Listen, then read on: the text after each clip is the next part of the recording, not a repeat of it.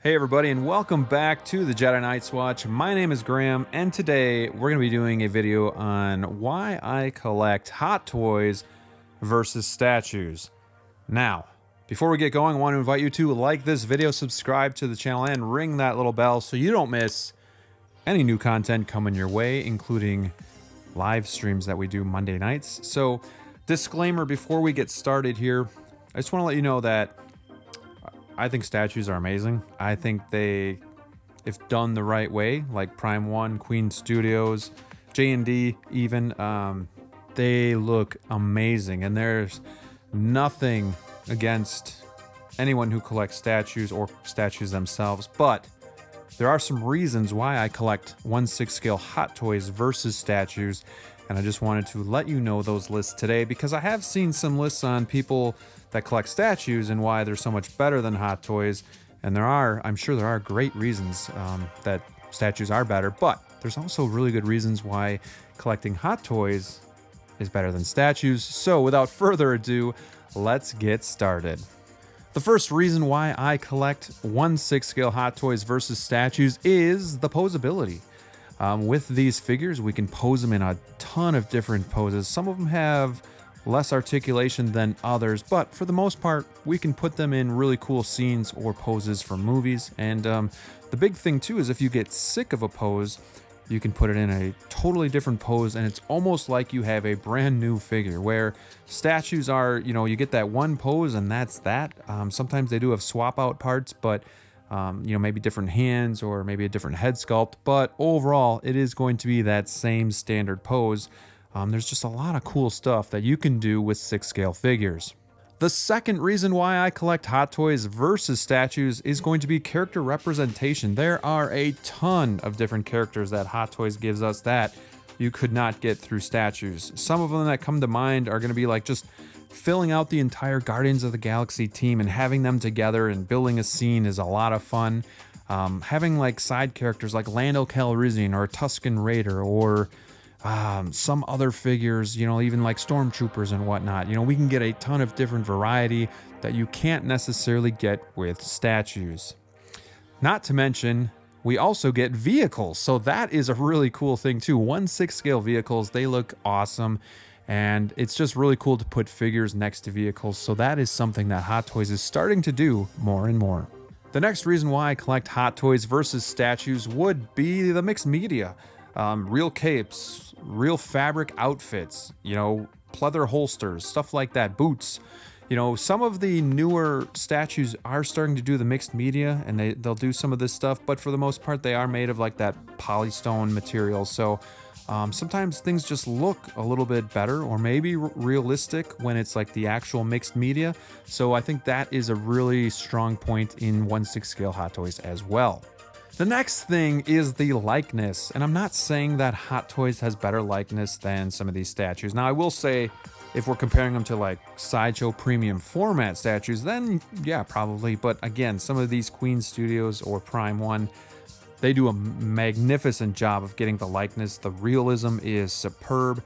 Once you're getting into these 1/3 scale statues too, they look awesome. So there's taking nothing away from that. But for the price that you're paying and for the scale you're working with, I think the likeness in these Hot Toys figures is phenomenal and it is breathtaking. There's some really good head sculpts out there. And I think when you just put everything together, like the price, the size, the character representation, and then the likeness, there's just an overwhelmingly awesome side to the Hot Toys collecting part. The next thing is going to be the resale value, and it's a lot easier to resell Hot Toys than it is statues. And one would be the size of the box that you're shipping. It's not going to cost you an arm and a leg to ship this out. You don't have to worry about necessarily like things breaking during shipments. With statues, I've heard that a lot of times something gets broken on the way. They might be a little bit more fragile, and that's why, because I know they're packaged pretty well, but just the statue audience is a lot smaller than the Hot Toys collectors as well. So I think it's just easier to just pack up a Hot Toy, ship it out, as opposed to moving on from a statue. The next thing is going to be the storage space. It's hard enough just to store all of these Hot Toys boxes, let alone getting into statues and storing all of those boxes. I don't I got a nice house, but I don't have like a ton of storage that I can just put huge empty boxes. I've already got like a little closet under my stairs where I keep like the 60 boxes here. Imagine if I was collecting statues, I'd probably get 6 to 8 boxes down there. And then, I mean, I'm not going to park outside and use my garage for storing boxes. So that's definitely out of the question. So again, just storage space, just storing all of these art boxes would be such a headache if I was collecting statues. All right, guys, I have 2 more reasons why I collect Hot Toys over statues, and these 2 are big ones. And the first one is going to be display space. As you can see behind me, this is where I display all my Hot Toys. I don't have an abundance of space for just myself.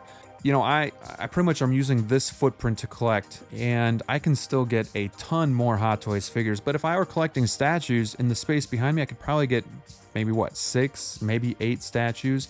And then if I want to buy a new statue, well, then I have to probably sell something just to have room to bring something else in. And it's really, in my opinion, again, it's just me, it limits what I can collect. Where here, I can keep growing, I can get all of these characters.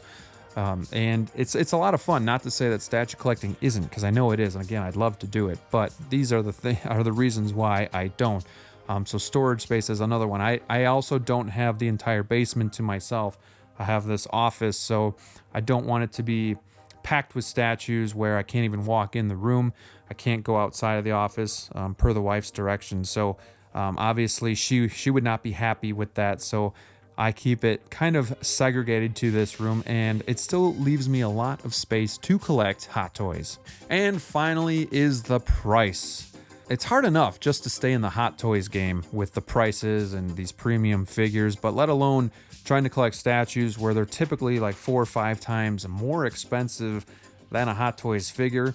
So, you know, I have a house, I have 2 kids. So yeah, like I said, it's hard enough keeping myself in this hobby, let alone trying to go to something really, really expensive, probably where I could get maybe a statue a year, where like right now I can keep collecting. I can get 1 to 2 figures a month, and you know, that suffices for now. So prices is the big one, space is the big one, and those are the bigger factors. I mean, if I had a huge house to myself, if I had a great job and I could afford all these and I didn't have kids, then obviously I'd want to collect statues too. But these are the parameters that I live in, so these are the reasons that I collect Hot Toys versus statues. If you collect statues, more power to you. I am jealous, but if you collect Hot Toys, it is a great hobby too, and I love these figures.